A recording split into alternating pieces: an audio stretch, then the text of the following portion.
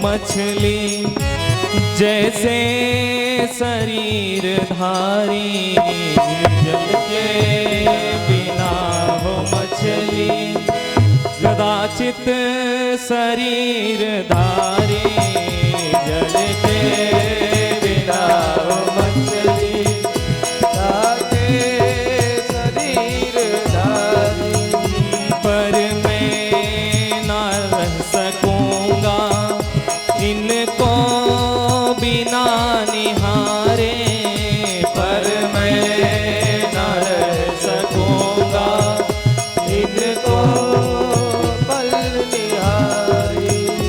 कौशिक कौशिक कौशिक सिहर रहे हैं ये अंग जलते जलते, कौशिक सिहर रहे हैं ये अंग जलते जलते, राघों को मैं न दूंगा मुनिनाथ मरते मरते, राघों को मैं न दूंगा मुनिनाथ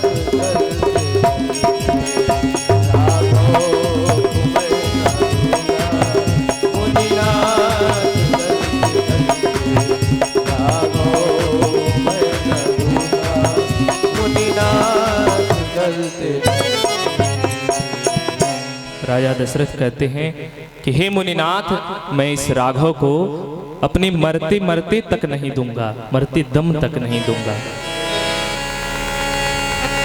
तब वशिष्ठ जी उनको समझाते हैं।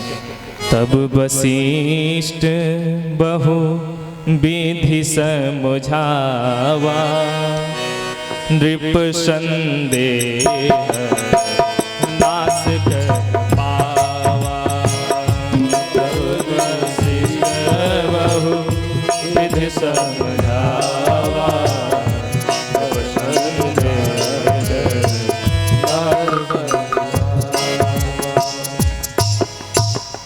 वशिष्ठ जी समझाते हैं, इस प्रकार समझाते हैं। तब वशिष्ठ बहुविधि समझावा, अर्थात संतों का भाव ये भी है कि वशिष्ठ जी के समझाने में ये भाव था कि मुनि अगर इन दोनों को लेकर जाएंगे तो बहु लेकर आएंगे।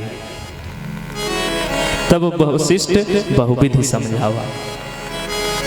और मुनि कहते हैं, वशिष्ठ जी कहते हैं कि जो ये राम हैं, इनके जो वास्तविक पिता हैं वो आप नहीं हैं।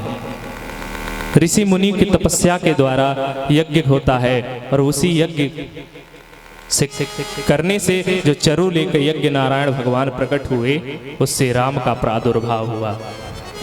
बोलिए श्री रामचंद्र भगवान की जय। तो ये जो राम हैं, ये वास्तविक पिता आप नहीं हैं। इनके वास्तविक पिता जो हैं ऋषि मुनि ही हैं। विप्रधेनु सुरसंत हित लिन्हि मनुज अवतार, संतों के हित के लिए इनका अवतार हुआ है, तो आप इन्हें इन मुनि के साथ जरूर जाने दीजिए। और तब वशिष्ठ जी के समझाने पर उन्हें प्रदान करते हैं और कहते हैं दशरथ जी कि मेरे प्राण नाथ सुत दो, मेरे प्राण नाथ सुत दो, मेरे प्राण नाथ सुत दो, मेरे प्राण नाथ सुत दो, तुम मुनि पिता आन नहीं को, तुम पर पिता समधन को, तुम मुनि पिता आन नहीं को,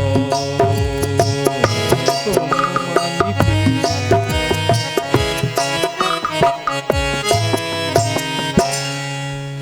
हे मुनि, आप इनके पिता हैं, ये मेरे दोनों प्राणनाथ हैं, आप इन्हें ले जाइए। और ऐसे कह करके मुनि को सौंपते हैं राम और लक्ष्मण को।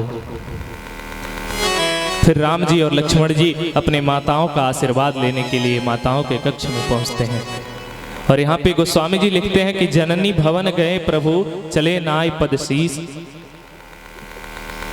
जब माता के भवन में गए तो माताओं ने रोका नहीं, हर्षित होकर के जाने दिया।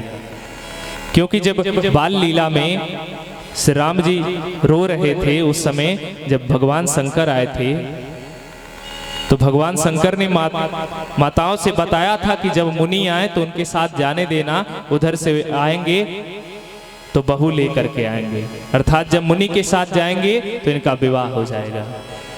अब माताओं को पुत्र के विवाह की बड़ी चिंता होती है, बड़ा प्रसन्न होती हैं जब पुत्र का विवाह सुनती हैं। तो इस प्रकार से प्रसन्न मन से राम और लक्ष्मण को मुनि के साथ जाने देती हैं। और जब जाते हैं राम और लक्ष्मण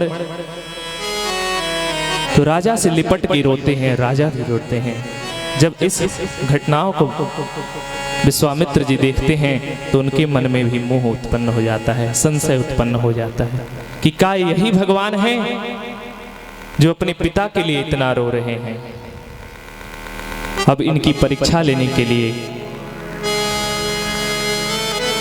विश्वामित्र जी कहते हैं और ताड़ुका वाले जिस मार्ग में ताड़ुका रहती है उधर से ही ले जाते हैं। और जब ताड़ुका को देखते हैं राम जी, विश्वामित्र जी आज्ञा देते हैं।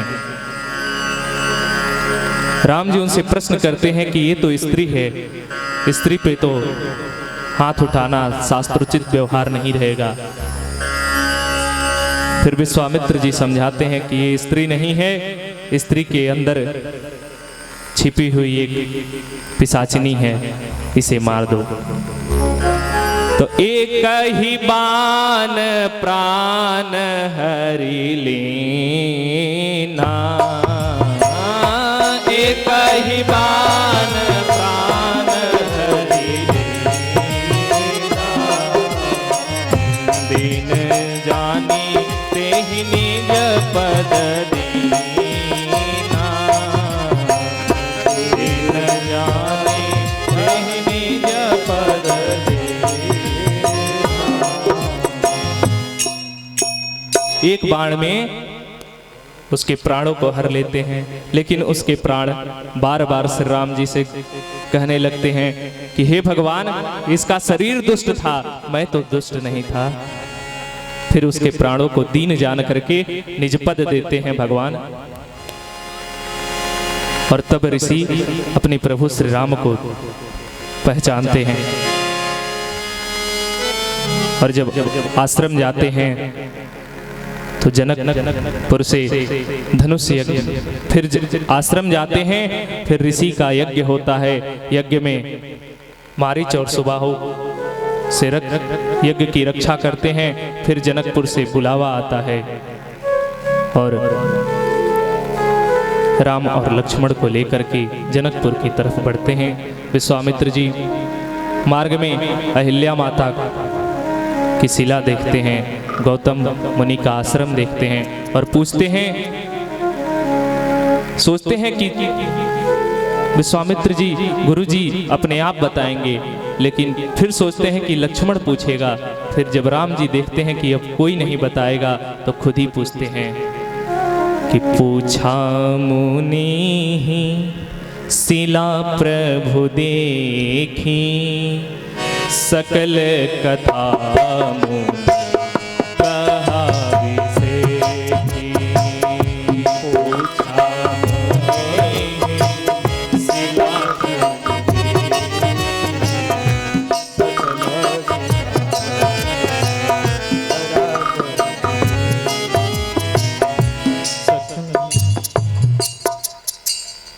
जब शिला को देखते हैं तो पूछते हैं राम जी कि हे गुरुजी, ऐसी शिला क्या है, आश्रम कैसा है? इतना शोभायमान आश्रम है लेकिन सूना साना है, यहाँ पे एक चींटी तक नहीं घूम रही है। फिर गुरु वशिष्ठ जी ने उनको समस्त कथाओं का वर्णन किया। जब इंद्र ने अहिल्या माता को किस प्रकार छला, अर्धरात्रि में जब जाते हैं वशिष्ठ जी और गंगा जल धारा में कमंडलू डुबोते हैं, फिर गंगा जी से आवाज आती है कि आपके साथ अनर्थ हो रहा है। क्योंकि वो गौतम ऋषि जब कमंडलू डुबाते हैं गंगा जी में, तो गंगा जी की धाराओं के मध्य से आवाज आ जाता है और कहते हैं कि धर्मो रक्षति रक्षतः, जो हम धर्म करेंगे वो हमारी रक्षा करेगा। गौतम ऋषि आते हैं और जब इंद्र को देखते हैं कि अपने ही भेष में आश्रम से निकल रहा है, इंद्र को तुरंत श्राप दे देते हैं और श्राप में कह देते हैं कि तुम्हारे शरीर में सहस्त्र छिद्र हो जाए। इंद्र के शरीर में 1000 छेद हो गए। फिर इंद्र ने मुनि के चरणों में गिर के प्रार्थना की। मुनि ने कहा कि ये जो छिद्र हैं वो नेत्र में बदल जाएं। फिर इंद्र का सहस्त्राक्ष नाम पड़ा। मां अहिल्या को साथ दे दिया कि आप शिला की बन जाओ। यहाँ पे नारियों का शोषण 2 प्रकार से होता है पुरुष द्वारा। एक तो उनके शील का और दूसरे उन्हें एकांत का। मुनि ने भी कहा कि आप अपवित्र हो गई हो तो एकांत रहो, कभी भी ऐसा नहीं करना चाहिए। भगवान श्री कृष्ण भी 16,100 रानियों से विवाह करते हैं जो भौमासुर के कारागार में बंदी बनाई गई रहती हैं। और यहाँ पे जो कलंक लगा था उसको मिटाते हैं अहिल्या जी को अपने चरणों का स्पर्श करा करके। और जैसे ही चरणों का स्पर्श कराते हैं अहिल्या जी वहाँ से उठ कर खड़ा हो जाती हैं और स्तुत करने लगती हैं। पर सत पद पावन शोक न सावन, प्रगट भई तप पुंज सही, नायक जन सुखदायक, सन्मुख होई कर जोरी रहे, अति प्रेम अधीरा पुलक शरीरा, अधीरा पुलक शरीरा, मुख नहीं आवई वचन कहे, अतिशय बड़ भागे चरण ही लागे, जो गुल नयन जलधार बहे, अतिशय बड़ भागे चरण ही लागे।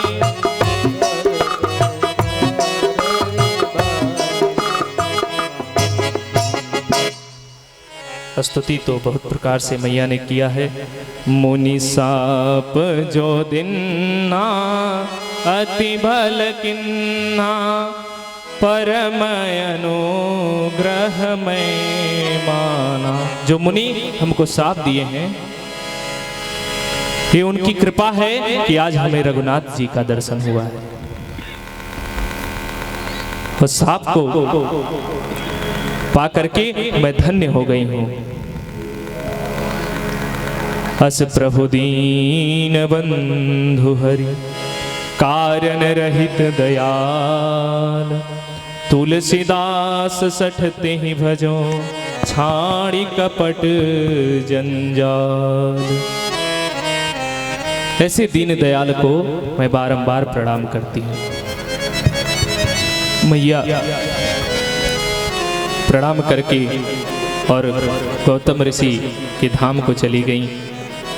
विश्वामित्र जी राम और लक्ष्मण को लेकर के आगे बढ़े। आगे गंगा मैया पड़ी, जल का आचमनी किए लोग और गंगा मैया के प्रादुर्भाव की कथाओं को श्रवण कराया। आगे जनकपुर नजदीक आने लगा है और गोस्वामी जी लिखते हैं कि हर्षि चले मुनि वृंद सहाया, हर्ष चले मुनि वृंद सहाया, देगी विदेहन गरनीय राया, देगी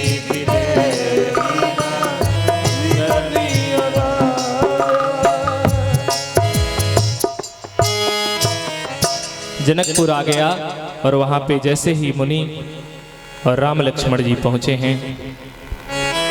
जनकपुर कैसा है? तो पुर नर नारी सुभग सुचि संता, जो यहाँ के नर और नारी हैं वो संत के समान हैं। यहाँ पे कोई भी, अयोध्या में मंथरा थी लेकिन यहाँ पे एक भी नहीं है। जनक जी आए हैं और बाग में मुनि का और राम जी लक्ष्मण जी का आसन है, वहीं पे आए और विप्रों के साथ प्रार्थना करते हैं और पूछते हैं कि हे प्रभु, हे मुनि, मैं जो देख रहा हूं क्या ये वही है? कहु नाथ सुंदर दो बालक, मुनि कुल तिलक की नृप कुल पालक। हे नाथ, यह दोनों बालक कैसे हैं? इनके सिर पे जो तिलक है ये मुनि कुल का है, लेकिन इनका जो शरीर दिख रहा है ये क्षत्रिय कुल का दिख रहा है।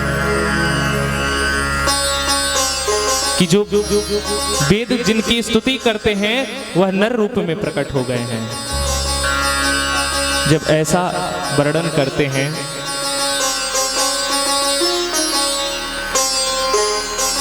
तो मुनि कहते हैं कि आप सही समझ रहे हैं। इशारों इशारों में बता देते हैं कि हाँ, यही ब्रह्म है, यही भगवान है। लेकिन जब देखते हैं बात आगे तक बढ़ जाएगी तो राम जी ने धीरे से विश्वामित्र जी का हाथ दबाया और कहा कि नहीं, आगे बहुत सारी लीलाएं करनी हैं। फिर राम जी और लक्ष्मण जी को मैया जानकी के महल में ले गए। कहते हैं कि हे मुनि, अगर आप अकेले रहते तो मैं आपकी कुटिया यहीं बनवा देता और यहीं आपको रख देता, लेकिन आप इन राजकुमारों के साथ हैं तो आप हमारे महल में। जब शाम का समय हुआ तो राम जी कह रहे हैं मुनि से, गुरु जी से अपने, कि नाथ लखनपुर देखन चाही, नाथ लखनपुर देखन चाही, प्रभु संकोचन प्रकटन कहीं, प्रभु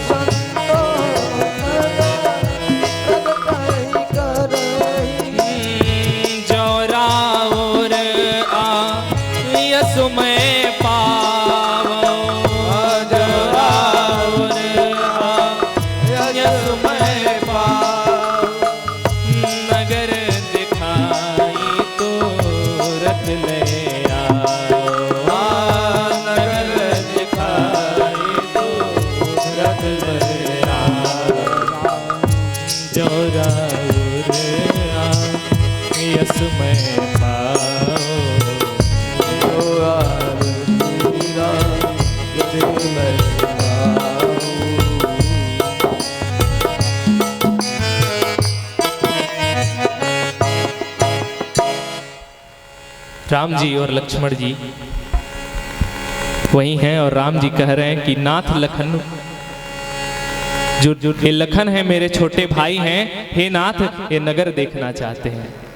राम जी भी नहीं याद उस नगर को देखे हैं, लेकिन कह रहे हैं कि आपकी आज्ञा पाऊंगा मैं तो मैं नगर दिखा करके इनको वापस लेके चला आऊंगा। जो देखा रहता है वो तो दिखाता है किसी चीज को, लेकिन फिर राम जी और लक्ष्मण जी जाते हैं नगर को देखने,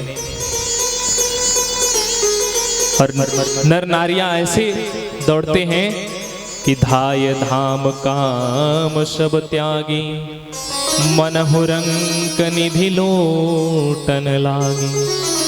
मानो कोई खजाना लूटना हो, उस प्रकार से सभी लोग अपने अपने काज को, काम को छोड़ के दौड़ते हैं। झरोखों से झांकती हैं स्त्रियां और कहती हैं कि हेलो, ये दो दशरथ के टोटा। कहती हैं सुनो सुनो, इनका परिचय जानती हो? ये जो दोनों हैं ना, ये दशरथ जी के लाल हैं। फिर राम जी कहते हैं कि नहीं लक्ष्मण, उधर नहीं देखना है। फिर वो कुछ देर बाद कहती हैं कि जो श्याम हैं ये विवेकी स्वरूप के हैं, जो गौरवर वाले हैं, जो इनका नाम लक्ष्मण है, ये थोड़ी उत्तेजना में रहते हैं। फिर कहते हैं भैया ये ज्यादा जानती हैं, लग रहा है कोई परिचय वाला है। लक्ष्मण जी कि इन बातों को कह के फिर कहते हैं नहीं नहीं तुम मत देखो। ऐसे तमाम बातें हुई और फिर लक्ष्मण जी को जब नगर दिखा करके राम जी लेके आए हैं, फिर गुरु जी की